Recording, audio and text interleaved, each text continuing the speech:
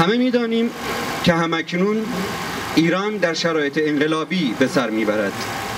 تمام تدابیر حکومت اسلامی برای سرکوب و مهار جنبش آزادی خواهانه مردم نتیجه‌ای وارونه به بار آورده و رژیم را بیشتر در باطلاقی که به آن گرفتار آمده است فرو برده است. دختران شجاع و زیبای ایرانی و جوانان جان بر کف که هر روزه در خیابانها تظاهرات می‌کنند، حکومت اسلامی را به چنان بنبستی دچار کردند که راه گریزی برای آن در چشمانداز نیست. هر آنچه را که رژیم درباره مقبولیت و نفوذ خود در جامعه در 30 سال گذشته با قدرت پول و تلاش پادوهای خود و همراهی غرب در ایران و خارج جای انداخته بود، تظاهر کنندگان به مدت چند روز از میان بردند. جنبش مردمی ایران در روزهای اخیر بعدی تازه یافته است. این کیفیت تازه نمایانگر رشد و سمت و سوی آینده حرکت‌های مردمی است.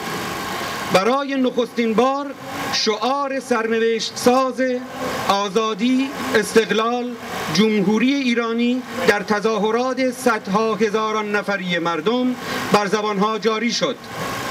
در تضاد و در مخالفت با نظام موجود که بر فقه اسلامی استوار است، مردم بر جمهوری ایرانی تأکید داشتند که میبایست جایگزین این رژیم پیشا تاریخی شود. میرحسین موسوی در پیوند با این شعار به شتاب موضعی دشمنانه گرفت و در مصاحبه‌ای با قلم نیوز در تاریخ اول آگوست 2009 اعلام کرد که حرکت‌های مردمی باید در چارچوب قوانین موجود و برای حفظ نظام اسلامی انجام گیرند. موسوی یک بار دیگر اصرار داشت که بیان کند او از نظام جمهوری اسلامی نه یک کلمه کمتر و نه یک کلمه بیشتر پشتیبانی می کند و بس. واقعیت این است که وی و دیگر اصلاح طلبان حکومتی و پادوهای آنان در خارج از کشور نمیخواهند و نمیتوانند دریابند که رنسانسی در جامعه ایرانی در محدوده فضای خصوصی انجام پذیرفته که شعار جمهوری ایرانی نمود کنونی و بیرونی آن است.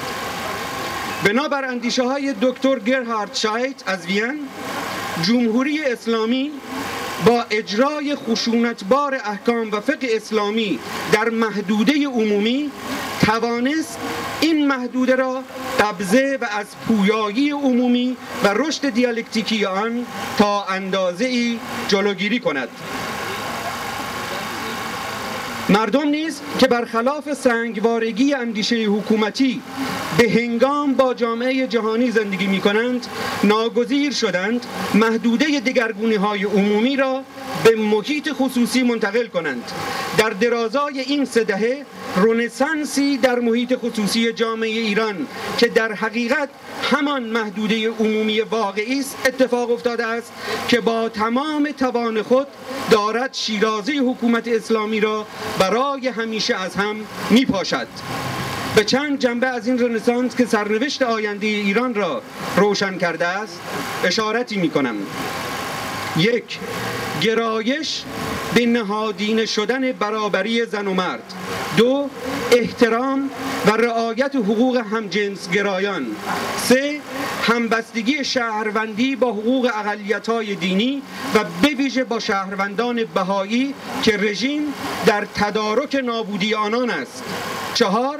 دوستی با کشورهای دوست مردم ایران و بیزاری از سیاست یهود ستیزانه حکومت اسلامی و نیز بیزاری از طرح نابودی اسرائیل به وسیله حاکمان اسلامی.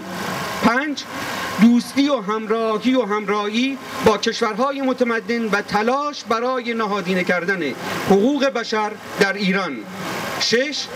اما مهمترین رویداد که در رنسانس نوین جامعه، یعنی در محدوده خصوصی و بدور از چشمان هرزه حکومت اسلامی افتاده است، تلاش مستمر برای احیای ارزش‌های بهنگام فرهنگ و تاریخ ایران در همه زمینه‌ها بوده است که فشرده آن همان شعار جمهوری ایرانی در کنار آزادی و استقلال است. از همین رو شگفت‌آور نیست که میرحسین موسوی و هواداران بادکنک به دستش در خارج از کشور با ژرف‌تر شدن جنبش مردمی قبای خود را به احکام اسلامی ولایت بیاویزند.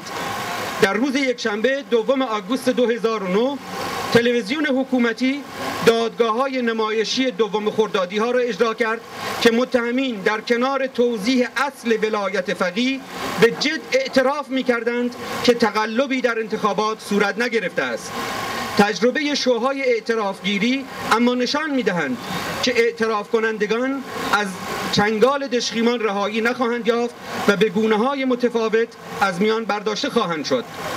جنگ قدرت در میان جناح‌های گوناگون حاکمیت نظام اسلامی را هرچه بیشتر در بحرانی که به وجود آمده است غرق خواهد کرد و نشانه‌ها همه از آن حکایت دارند که این رژیم هر روز به انتهای خود نزدیکتر می شود. همزمان با تضعیف جناح‌های حکومت جنبش مردمی ژرف‌تر شده و دیری نخواهد پایید که همخوان و هماهنگ با گنجینه‌های فرهنگی این کشور به رهبری نوین خود چهره‌ای سزاوار و شایسته خواهد بخشید.